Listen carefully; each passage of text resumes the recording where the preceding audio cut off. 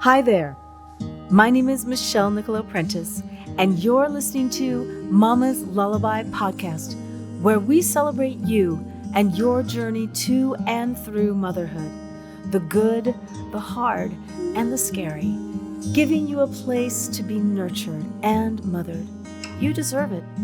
Welcome. Hey guys, it's Michelle. Please hit that like button and be sure to subscribe so we can keep you up to date on all the latest podcasts. Hi everyone, my name is Michelle Niccolo Prentice. Welcome to my home and my kitchen with my amazing, wonderful friends. This is Chris Roberts. Smells delicious in here. And my bonus son, BJ Jennings, Kevin Jennings. He's my adopted son. He's helping me host this podcast for moms. And BJ, I'm so happy you're here because you keep me on track. Well, Mom, it's a pleasure to be here. You look beautiful today. Thank you. Yes, ma'am. And I have the privilege of just making sure I get to be, I guess, a voice for the audience here. And here at the Mama's Lullaby podcast, we have two goals. We want to celebrate the journey of motherhood. Mm-hmm. However you got on this journey, we want to celebrate the journey you're on. Let you know that your journey, no matter how unique it is still valid and it matters. The second thing we want to do here on this podcast is we want to give mothers a place to be nurtured and mothered, right? You've got plenty of places to go to be told the 4 steps to make sure your kid turns out perfect, right? What we want to do on this podcast is just say, where do you get the stuff somebody put their arm around you on your journey and say, hey, you're doing a great job and you can come here and take a load off maybe. Now you might say, with that being said, why are 2 men here? All right. And so, I would say that I'm here because I know so little. I'll ask really obvious questions that you may know the answer to. Ooh, that's great. Now, I think I'm here because I have a Taylor Swift bracelet on, so clearly I care about mothers. Is that what it is? Okay, perfect. We have his credibility all figured out. And so, but you're here because you actually contributed to the Mama's Lullaby project, and we want to actually have people who contributed to this amazing piece of art for moms and actually hear more about what went into the music. So how about this? Why don't you introduce yourself, and then we're going to have Mom talk you up. Because you're probably going to be I guarantee you're going to be a modest man. So why don't I am Chris Roberts. I am a songwriter, singer here in Nashville, Tennessee, and a very good friend to Michelle Prentice and the whole Prentice family. And anytime Michelle asks me to do anything musical with her, I jump at the opportunity. And when I found out she was writing songs, lullabies specifically, for moms and children, I was on board entirely. Yeah. Actually, you know how it happened? I was at Marcus Hummon's writing the first lullaby. Oh, yeah. And you walked in while we were recording, and you start talking. We're like, shh. And then after we're done, Marcus goes, you need to write a lullaby with Michelle. And you went, okay. And then I called you, and then you had actually a song already ready to go. That was kind of cheating a little bit, but what a great cheat. Eventually. That's how it works. Yeah. I like to write the whole thing and then forget that I wrote part of it and then say, so this is an idea. So Chris and I met actually the first time at Warrior, the musical Warrior that Marcus Hummon wrote. You were the music director. Yeah. Do you remember that? I had just moved here from New York. I didn't know anybody. And our mutual friend Mike Eldred introduced me to Marcus, who said he needed a musical director. I barely played piano. That's not true. I'd just been a singer on Broadway. Like, that's what I had done. And just a singer on Broadway. Yeah. Remember I said modest man? Broadway, not the Nashville Broadway. I said modest man. That's how it was going to happen, just like that, right? I wasn't really equipped to lead like a group of other great singers in that way. So I kind of faked my way through it. You did a great fake. But if memory serves, it was a fantastic production. It was. One of the many that Marcus Hummon has done, and you were incredible, and Jimmy from Little Big Town. Yes, he was incredible, and I got to be married to Little Jimmy from Big Town. He was Big Jim Jimmy, Thorpe. tall. Yeah. Little Big Town, Big Jimmy. Yeah. Got it. Yeah. Sounds like a mobster. Yeah. That's where we met. Anyway, so Chris is just, I will say this about Chris. Chris has co-written 4 of these songs on this project. There's 2 volumes. There's volume 1 and volume 2. So we've got 19 songs total between the 2 volumes. And Chris is he's one of those kind of writers that you say, I want to write about this. he's like, okay. And then whatever style, whatever, he's so versatile. He's an incredible singer, number one, and he can sing any style. That also, I'm a huge fan. And we also sang You Were Jesus, and I was Mary, Mother Mary in what's it called? The Passion. The Passion Yeah, that Marcus also wrote. by Marcus Hummel. Yes, it's just so fast. Anyway, I digress. But so I went to his house and we started, he said, I have this song from a play, a musical that I wrote, but they didn't want. Yeah, I'm that's so right. glad they didn't.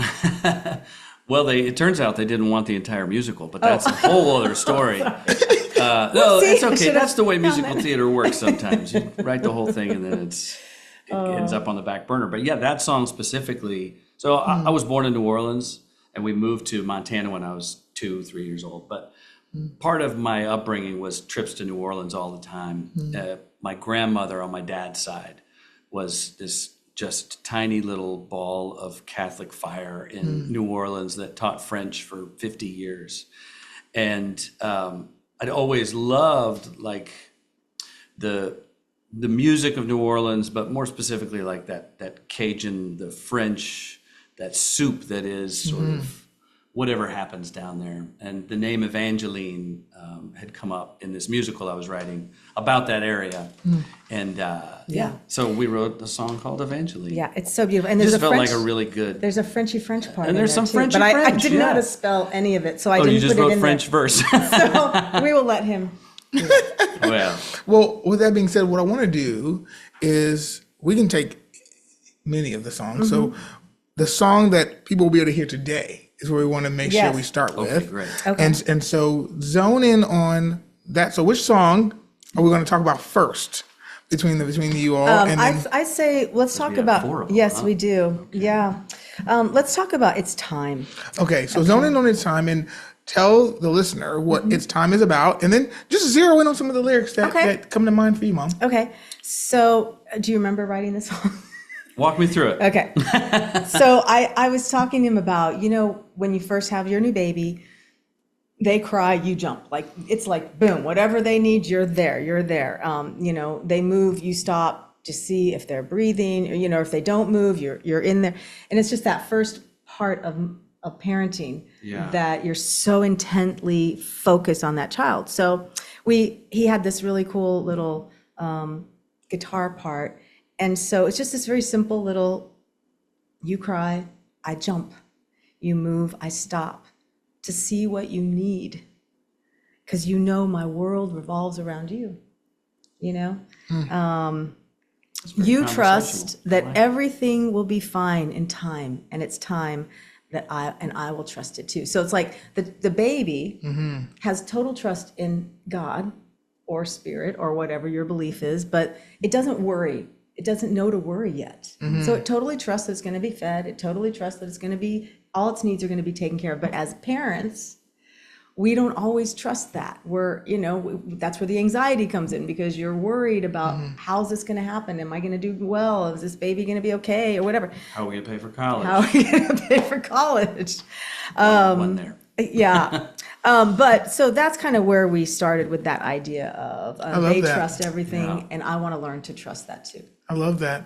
Yeah. Well, let me just dig into that. First of all, that was one of the first things that hit me as a parent, was me seeing how much my kids can relax and trust that things that they don't see or understand. I mean, knowing that your kid, when they're that little, actually can't really even see your face, right? They see Right. silhouettes.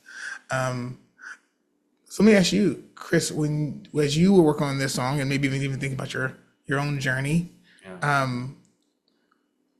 where have you kind of experienced these same ideas in your own life? I'd love to hear maybe a bit more of your story. Yeah. Yeah, well, so I have 2 daughters. They're now 18 and 15. That's why I brought up college, because we're in the middle of that chaos of discovering which college she wants to go to. But I remember it like it was yesterday. And it does, when they say it goes fast. Obviously, we all are like, yeah, but it really does. It's the blink of an eye. So for me personally, as a father, the last 18 years has been extraordinary. I've loved every bit of seeing them from day one to where we are now, where they're about to tear our heart out and just leave. Be like, thanks for equipping me for the world now, peace out. So writing this kind of stuff, for me, writing lullabies has always come easily. And that's not the case for every kind of writing. You know, there are certain songs that are really difficult to write, but lullabies have always been fascinatingly easy for me because it's about the most honest experience I've had as a human being, having a child of my own, going through that early parenting process. And maybe it's exactly that, is that sweet trust of early childhood, that it's just, it puts you in that frame of mind, and there are no mistakes. There's no inner critic as a writer. You're just available to whatever that emotion is. Writing this with her was, I remember, super, super easy because, you know, if you get to that space where you're literally just looking at a child talking and writing a song to them, you do that all day. Yeah. I love that. I love that. For you, Mom, as a talking to the mothers who are joining us, what, if anything, on your journey has helped you get back to that blind trust that things work out? Well, this project has been the teacher for me of blind trust, because when this idea came to me, and it was a divine gift, truly, and a divine appointment, I didn't write. You knew me as a singer. I never wrote songs. And what was so interesting was that when I got the hit to do this, and I called my friends who were Grammy Award-winning songwriters, I wasn't nervous about it. Like, I just was like, I need help, and these women and men are the ones that know they do this every day. Great, I'll go there. Where I should have been like, oh gosh, I don't have something to contribute. I hope I can do this. But I just didn't. I don't know why. I just had this faith. And then as this project has taken time, because we started in 2018 and the idea came in 2016, it's been like a go, stop. And I just realized, it's made me realize, I just wait for the go signal, and then I go. And when I don't have the go signal, I don't go. I mean, you know, you've been on this journey with me a while. Yeah. And it's stop and go. And it's just, I'm learning to trust that inner voice, that knowing, that connection. And that's how I feel like children are until they learn fear. And so I'm trying to get back to childlike, knowing that you can trust. That's really great. It is. It's like an instinctual thing, isn't it? Where you just have to recognize when it's a green light and it's time to just go all in, and when to just breathe and sit and think. Yeah, it's hard. And as a mom, you feel you have to do. You know, do you ever feel like that? You have to do. And it's so important to sometimes just sit and do nothing for 5 minutes, but breathe. You know, like just recenter ourselves. But it's easy to kind of just get spinning, and I do it a lot. These songs are all really good for that. Yes, they are. All really good for that space. It's so true. Get you your yoga mat, light a couple candles. Yeah. Just be at peace for a second. Yeah, just one song even. I love that. So what I'm not trying to blow through all of the songs. Yeah, no. But I do. Well, I bet Chris would come back and do another podcast. Yeah, but I want to make sure we, you know, if I want to actually dig into Evangeline as well if we can. Yeah. Is that okay? Yeah. And so set the stage for Evangeline. Now, of course, Chris, this is the one you kind of already had. Yeah. So maybe give us a bit of the initial concept when you were first writing, and then Mom, what made you latch onto that song in the context of the vision for Mama's Lullaby? Ooh, okay. Let me see if I remember this correctly. So we were commissioned by the World War II Museum in New Orleans, Wow. the Smithsonian.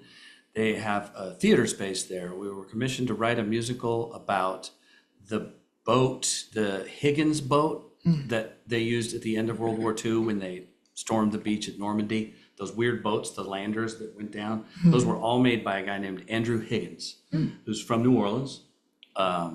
They called it the Cajun Navy. That was the very first beginning of the Cajun Navy. And he ran this incredible industry in New Orleans that got all these boats made really, really fast. That's why the World War II Museum is in New Orleans. So somewhere in that show, there was a character how did Evangeline fit in there? Oh, there, yeah, there was a multiracial relationship, and she was a dancer in the French Quarter, and he was a boxer, and they had a child named Evangeline. Wow. Yeah, so it started out as she was like dreaming about her, and then in the second act, I think it came back as a duet between the two of them as they were going through some real struggles. Anyway, it didn't work for the show. Yeah. So I just tucked it in my pocket and said, well, I really like that little progression. I don't remember ever using that before. And it fits over the word Evangeline really nicely. So, Yeah. and That's cool. Michelle showed up at my door and was like, hey, guess what? That's awesome. So for Can you, we write Mom, about Evangeline? Yeah. when you first heard Evangeline, what of the motherhood experience was like this? This is one we have to have. Well, first of all, like you said, the chord progression and the bum ba bum ba bum ba bum ba bum ba, it's that kind of feel. And then I love the name Evangeline, number one. I just absolutely love that name. But it says, Evangeline, go to sleep, rest your eyes till tomorrow. Evangeline, the angels sing, trust their sweet voice and follow. Now that wasn't the original lines there. We had to change those lines because I don't know, they weren't quite. Yeah, it was not. It was not this. It wasn't at all. that. But it is that thing of trust, like just relax, let yourself sleep, let yourself relax, trust the angels, go to sleep, sleep tight, sweet dreams, good night.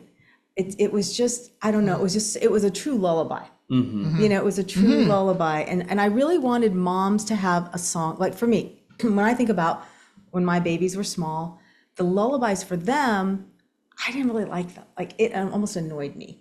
So it wasn't relaxing for me. And you know how our children feel through us. And if we're not relaxed, it's hard for them to be relaxed. And so I wanted to have music that I would actually enjoy listening to, that would actually calm, soothe, and relax me. So I thought, well, maybe other moms might like that too. And so that's when I heard this song, I was like, oh, it's just perfect. It's so beautiful. And then he has this French section here, which I just love. Ah, oui, oui. I wish I could remember it. I know it's Evangeline. Dormez-vous. Dormez-vous. Evangeline. That which means go to sleep. Je t'embrasse à demain. What is? Je t'embrasse à demain. Yeah. Wait for the morning, kiss the morning, something, hope, come. When the morning comes, kiss it. Yeah, and then Dormez-vous, Evangeline. My French grandmother would be so angry at me that I don't really. Sorry, Grandma. Yeah. You know. First of all, I love that, and what I would say when it jumps out to me when I see the lyrics of Evangeline is there's a line that says, "Eventually, all things come to an end, just to begin again." Yeah. And I think there's so much wisdom in the lyrics in many of the songs actually within the project, but there's something I think for any parent, but I can't speak for mothers here, but for any parent that has layers of trying to connect the wisdom back to sweet melodies that are relaxing, but also the same comfort you're trying to create for your child as they're putting them to sleep is really the same comfort you're trying to access during what is a time when it's pretty chaotic. You got little kids, you're sleep deprived. You got middle schoolers, they've got puberty on the horizon and all the things that come with that. I mean, and for boys, there's body odor filling your home. It's like maybe your senses are overloaded. Right. And can we just create an opportunity for you to do that? For the two of you, kind of bring this together. I am curious, when you two are approaching art and you're collaborating with another person, you both are, and it sounds like for me, like Chris almost sounds like he was a creative doula of Very sorts. much so. Like That's a very for you great to way to for put you it. to like he or a midwife, like he knows it's not his baby. Right. But he is going to get in there and co-labor with you like it's his. That's see how excellent. brilliant he is? Yeah. This is why he's my host. Because that is exactly what it's like. You have an idea. I had an idea for a song. I mean, I didn't have this idea, but once I heard it. Well, you did. He changed the lyrics to the right. beginning. We did. Yeah, we- Yes, Right. Once I heard it and I, That is the collaborative thing Yeah. between songwriters in Nashville. That's exactly it. It's like doulas. yeah. Yeah. I'm like, what about this? How about this? Or I would just throw stuff out. And, Chris is so great to write with because literally he doesn't go, that's a dumb idea. No, I don't like that. It's like, okay, he'll just try it. Unless it's a dumb idea, then I would definitely say. Got it. I must not have ever had a dumb idea because you never said that to me. But no, it's really fun to just kind of throw stuff out. And then he just, I don't care if I gave him, trisorator, whatever, I don't know what is the word, some weird word. Yeah, sure. Weird, strange He word. would just try to write a song around it, whatever. Sure. He just says no blocks to anything. It's amazing. Yeah. It is fun to throw paint up against the wall and see what happens. Yeah. Yeah. Yeah. No point in getting in the way. It's kind of what you're doing with parenting. Well, and that was my next question. That's was exactly right. was how much of that experience for both of you as parents, but as mom, aligns with the experience of like the life you created is really not your own. Right? You have two daughters and you see them coming to their own. I know all of your children are grown. It's like there's a reality of like this life is not, no matter how much I'm jumping when they cry and I stop when they move, this life is going to be a whole different life. I'm a doula, or a coach, or all these things. I get to be all these, but it's not my life. How have you two navigated that reality? Oof. Michelle and I were just talking about this too. It's like, I think especially I'm in that spot right now where she's going to leave, We've done all the work for 18 years. Obviously she can come Sure. home. You're not welcome here. May come back. Maybe Good luck you never out know. there. Yeah. But right now it just feels like your heart's just being torn out, and you're just like putting it in a lunch pail and saying, see you later. Like you're off. If we've done our job, that's what she should want. That's she right. should want to get out. She should want to go and begin her life and be excited about it. And it's like part of it feels so desperately unfair. Like she's become one of our best friends. Like I love hanging out with this kid, and now see you later. Yeah. But Like that's in- just part of the process. Like that's what it is. Do you remember It's in my chaos. big fat Greek wedding? Did Yeah. you ever say, why do you want to leave me? Or you can have the other experience where they're so rude and mean to you sometimes that you like can't wait for them to leave. It's like God's way of going, don't Oh worry. yeah, we'll and there's take plenty care. of that right now Yeah, too. it was like, you're so stupid. What is wrong with you? Ew, why do you say those things? I've had many of those experiences. My daughter, when she was younger, just like I embarrassed her so much. She was just like so humiliated by me. Probably my son too. But it is kind of interesting that you love them, you pour into them, you do all this stuff, and sometimes you just get slapped in the face, and other times it's just the most joyous thing. But it is a part of life. It is the thing that builds you as a human being. That's why when you have children and they say it changes you, it does change you because it makes you grow, whether you want to or not. That's not a bad thing. I can't even put words to exactly all the way it changes you too. Like it really does. It redefines you. I think. Well, I was saying this to Mike when we were writing before. I said, you're never alone in your mind again. That's what changes forever. Yeah. Before you have kids, it's just you. You're not thinking about anything but yourself. But then you have a child, and then that child is never gone from your mind ever again. Takes up some room in the hippocampus. Yeah, that's real. Well, BJ, how many kids do you have? I have two. I have an 8-year-old daughter and a 3-year-old son. And it is, you also said something earlier in this conversation that really struck me. But it was essentially the thought of, you used the word chaos a little moment ago about like how it feels chaotic to almost like navigate your emotions. It's been a very interesting journey to feel the equal joy and the simplicity of them just crying and needing a little something, but the impact for me. So I remember always feeling the dichotomy of seeing this really cute baby sitting still, and yet the dynamite to my life that I felt. It was like, how could something so cute, so innocent, and immobile, right? It's like they're literally doing nothing. Yeah.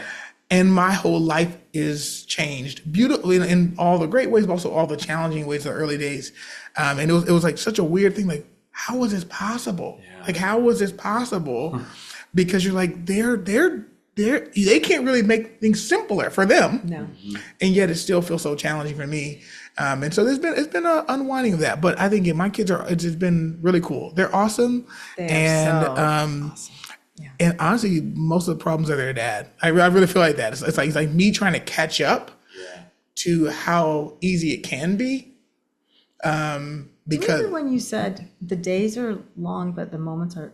What did you? There was I some think phrase you yes, said that was I think I said the days are long, the years are short, the days are long, the weeks are short, something like that. Yes. And it feels that way. That is a really good point. Like when you're having those hard days and you're just like, you just remember this too shall pass, this moment, and then it's going to be gone. Right. So don't be too much Right. in a rush to move through the stages of Embrace that calm in the storm. and the Right. storm. You It's get it. it's both. You Yeah. can't have one without the other. I heard one of my old bosses. He wrote a book. It's called "It's Just a Phase," so don't miss it. Like this is the only time your kid's gonna be 2. Yeah. This is the only time your kid's gonna be 3. This is the only time. And it's like it's like So true. It's like and of course there are phases I've wanted to miss. I'm only 8 years in. I'm a rookie. Yeah. Like Yeah, I'm yeah, still yeah. on the rookie pay scale. And I'm already like, oh my gosh. We all have that tendency to look too far ahead or too far behind and just forget I miss the moment. when we're just right there. Yeah. Yeah. Well, I want to thank you both for creating such beautiful songs. Now, Mom, which one can they go hear right now? It's time. It's time. Yeah. Okay. That's so the winner. Ding ding ding. Ding, ding, ding. okay. So what I need you to do is whatever you're doing, when this podcast is over, we want you to go to Spotify, Apple Music, wherever you enjoy your music, or maybe you can go to mamaslullaby.com and actually buy or stream this song. Yeah. We want you to hear "It's Time" by the wonderful Chris Roberts and Miss Michelle. And so what I want you to do more than anything is I want you to check that song out because you're going to enjoy it. But more importantly, now you get to enjoy the backstory of this song. And so we want you to go there. And then if you want the entire volume 1, go to Mama's Lullaby. We want you to buy that music, support this initiative for us to make sure moms like you have someone in their corner just saying you have a place to kick your shoes off, take your socks off, walk around barefoot and enjoy life a bit. That's our hope for you. And Mom, anything you want to say to the moms out there before we go? Yeah, I just want to say that, this whole project is for you. It's for all of us. As we mature in our motherhood, it goes forever. You're never not a mother. When you're 90 years old, you're still going to be a mother. And I want you to know that we want to be here for you in however we can. Obviously, I can't put my arms around you at this point. If I could, I would. But I want to metaphorically put my arms around you and say, what do you need? How can I help? Because I think that's the most helpful thing for a mom is how can I help? Not what do I think you need? How can I help you tell me? And we're going to have a lot of ways for you to let us know what would be helpful. And we're going to do the best we can to support you in all these different ways, whether it's having fun things, whether it's physical help, support, not financial, maybe financial, we never know. Hey, that'd be cool. But, emotional support, physical support. We're going to have a lot of wonderful people on this podcast to help you with some ideas of things maybe you didn't know about that might be helpful, the things that have helped me throughout my journey. And I'm just really excited to share my friends with you all. So come back and please tell your friends. And I hope to meet you someday in person and wrap my arms around you. That's awesome. And thanks for letting Nice. 2 guys just come along and say, we think moms are awesome. That's right. And Go moms. You made your moms. mom's mom. And go So Michelle. it's very important. Very proud of you as your friend. And if I could imagine a project for you to be wrapping your arms around, it's this. Thank you. For sure. I mean, That's awesome. I've always known you as one of the greatest singers I've ever heard, but to know that your voice is now lending itself to this is very, very special, and I think it will be special to a lot of people. So Thank you. I'm proud of you for doing Thank this. you, my friend. Yeah. Awesome. And so I hope you join us on our next episode of the Mama's Lullaby podcast. Take care. Bye. You cry, I jump, you move, I stop to see what you need, 'cause you know my world revolves around you. You trust that everything will be fine in time.